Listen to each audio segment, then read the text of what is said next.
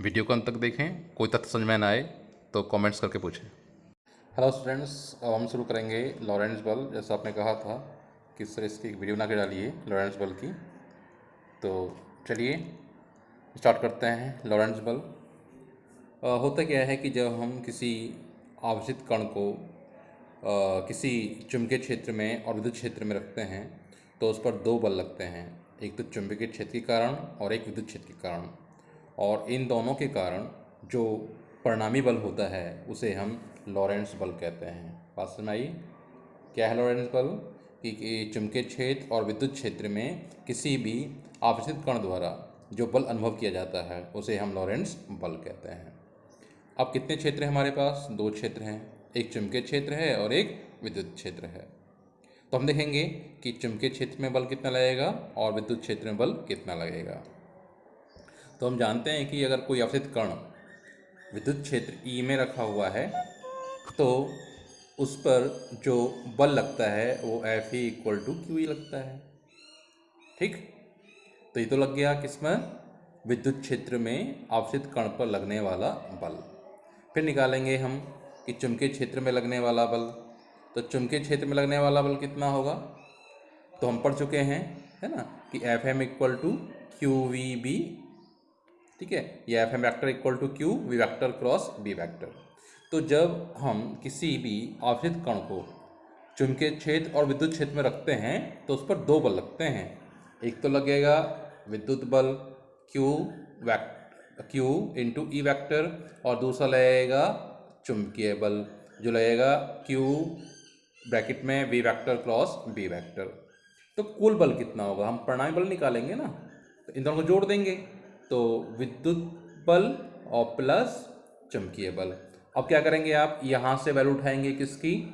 विद्युत बल की। ये रख दी आपने। यहाँ से वैल्यू उठाएंगे आप एफ एम की, ये यहाँ पुट करेंगे, यहाँ पर ला कर यहाँ पे ये पुट कर दी। तो ये हो गया F equal to Q E plus Q V B sine theta. इसको आप वेक्टर फॉर्म्स में थे, इसको सिंपल फॉर्म में ले आएंगे आप। तो Q E plus Q V B sine theta. यहाँ से देखेंगे क्यू यहाँ भी है और क्यू यहाँ भी है, क्यू कॉमन ले लेंगे तो अंदर क्या बचेगा? ये ई बचेगा, E plus V B sine theta. यही है आपका लॉरेंट्ज़ बल। अगर आपने मेरी आवेशित कण में यदि आपने एक वीडियो देखी होगी मेरी फिल्टर वेग, ठीक है, तो उसमें समझाया हुआ था मैंने अच्छी तरीके से, उसको एक बार देख लेना फिर से। आइए अब हम देखते हैं कि जो हमारे पास रिजल्ट आया है इस रिजल्ट का क्या इम्पोर्टेंस है और इस रिजल्ट को हम कहाँ कहाँ यूज कर सकते हैं। तो ये देखिए, यदि v इक्वल टू ज़ीरो, अब यदि v इक्वल टू ज़ीरो होगा तो उस स्थिति में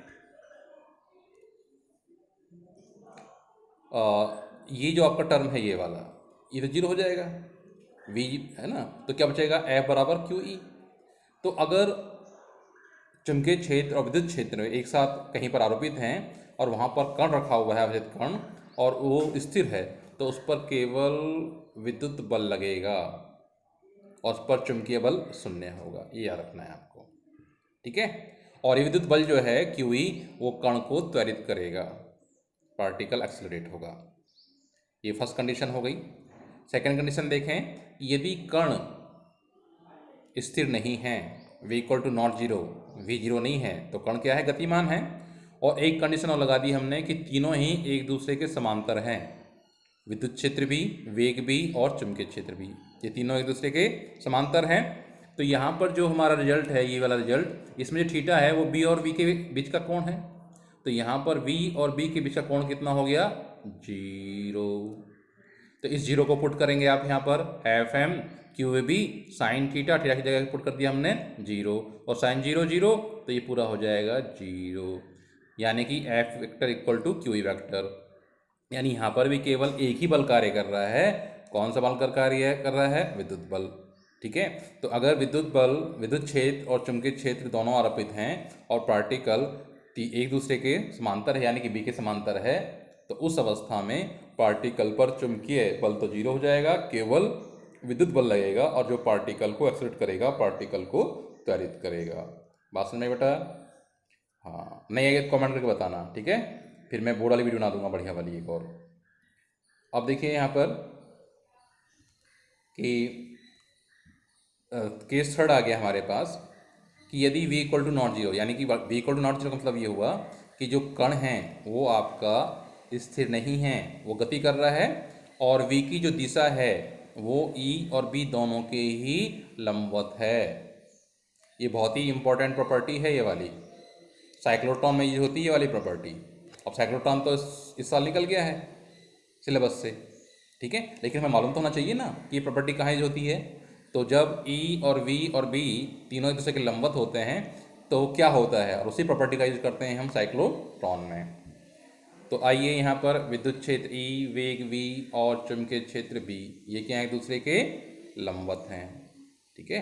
तो यहाँ पर V और B के बीच का एंगल कितना हो गया, 90।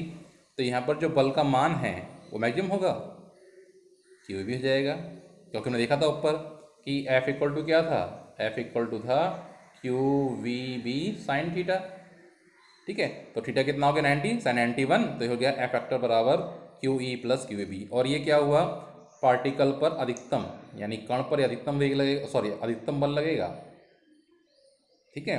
तो अब यहाँ पर चुंबकीय क्षेत्र भी है, सॉरी चुंबकीय बल भी है, यहाँ पर ये चुंबकीय बल भी है और उसका अधिकतम मान है, और यहाँ पर विद्युत बल भी है। तो विद्युत बल पार्टिकल को या कण को त्वरित करता है, और लंबवत और अधिकतम चुंबकीय क्षेत्र पार्टिकल को वृत्ताकार मार्ग पर घुमाता है।